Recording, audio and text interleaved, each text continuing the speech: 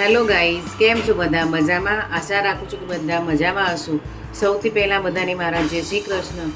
આજે હું રેસીપી લઈને પીઝા જે પણ એ મેદાના નહીં, ઘઉંના લોટમાંથી અને રવાના લોટમાંથી આપણે પીઝા બનાવીશું. અને એ પણ અલગ અલગ જાતના 3 પીઝા બનાવીશું. જો અહીંયા મેં 1 કપ સોજી લીધી હતી, એને મેં દળી લીધી છે.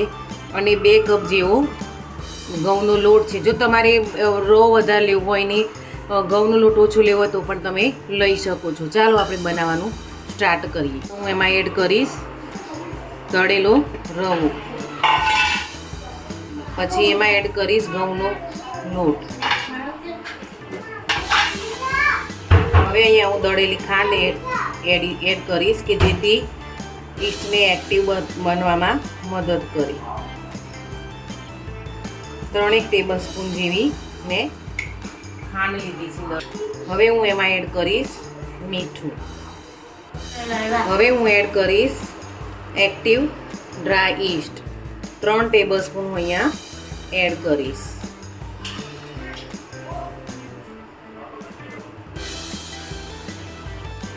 જો ગાઈઝ, અહીંયા લોટ આપણો ફોર્મેટ થઈ ગયો છે.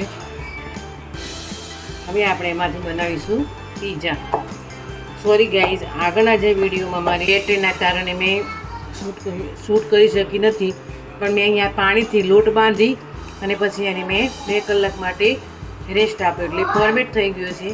હવે આપણે આગળની પ્રોસેસ કરીએ. હવે આમાંથી આપણે બનાવીશું પીઝા.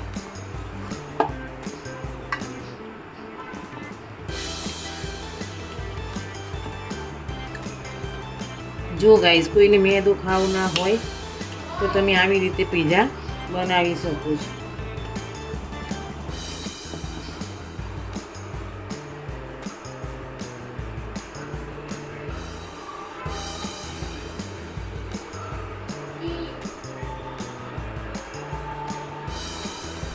આજે આપણે કઢાઈમાં પણ પીઝા બનાવીશું, કે જરૂરી નથી કે ઓવન હોય તો તમે પીઝા બનાવી શકો છો. કઢાઈમાં પણ બનાવી શકો છો અને કુકરમાં પણ બનાવી શકો છો. આજે આપણે આ રીતના નાના નાના પીઝા બનાવીશું.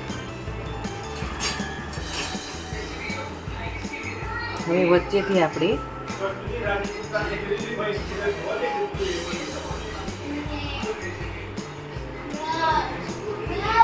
આ રીતનું આપણે કાણું કરી દઈશું. અને હવે આ રીતે આપણે ડીશમાં, જે આપણે બેક કરવાનું છે એ ડીશમાં આપણે લઈ લઈશું. એવી રીતે હું બીજો પણ પીઝો બનાવી દઈશ.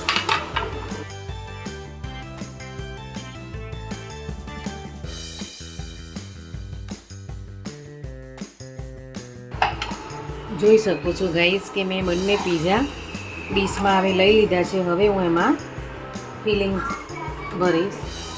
સૌ પહેલાં આપણે સોસ એડ કરીશું. હવે આપણે એમાં એડ કરીશું ચીઝ.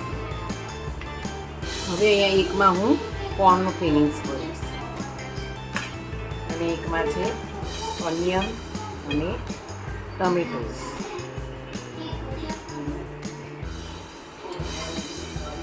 હવે વધારે થોડું ચીઝી બનાવવા માટે હું ઉપરથી પણ ચીઝ એડ કરીશ.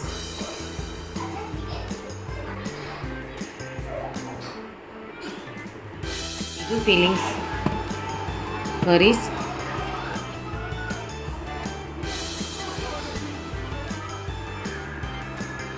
હવે હું એમાં જે આગળના આપણે બનાવ્યા હતા પીઝા, એ રીતે જ આપણે એમાં બનાવીશું. હવે હું એમાં એડ કરીશ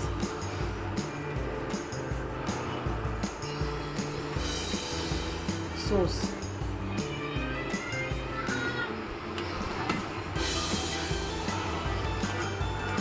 હવે એડ કરીશ ચીઝ અને આ ફિલિંગ્સમાં હું એડ કરીશ કેપ્સિકમ. હવે હું એમાં એડ કરીશ ચીઝ. આમાં પણ હું મિક્સ હબ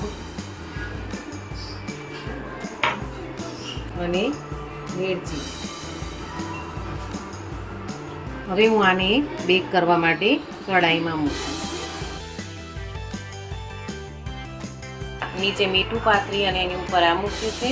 હવે જે મેં બનાવ્યા હતા પીઝા એને હું આ રીતે મૂકી દઈશ અને ઉપર હું એને ઢાંકી દઈશ. આની પણ આપણે ખાવા દઈશ. જો ગાઈસ કે ત્રણેય પીઝા અલગ અલગ છે અને અલગ અલગ ફ્લેવરના બન્યા છે. જો કેવા સરસ અને સુંદર પીઝા બન્યા છે.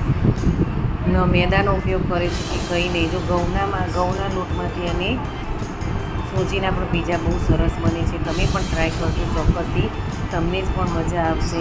મારી આ રેસીપી જો તમને પસંદ આવ્યો તો પ્લીઝ લાઈક કરજો, સબસ્ક્રાઈબ કરજો અને શેર કરજો. જય શ્રી કૃષ્ણ.